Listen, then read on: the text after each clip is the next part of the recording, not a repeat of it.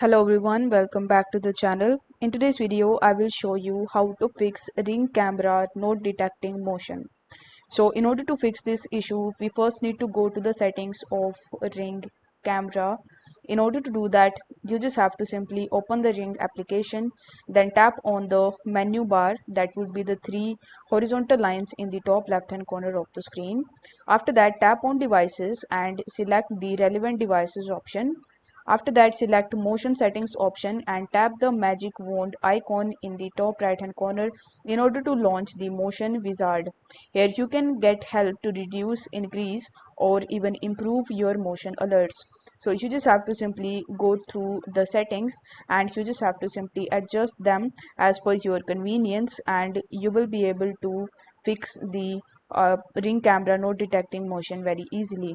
If this method doesn't work for you, then you can even go through this article and try each and every method that are given on this page, and you can even try to contact with the ring customer service as well. So I hope this video was helpful, and if it was, then don't forget to like the video and subscribe to the channel. Thank you so much for watching.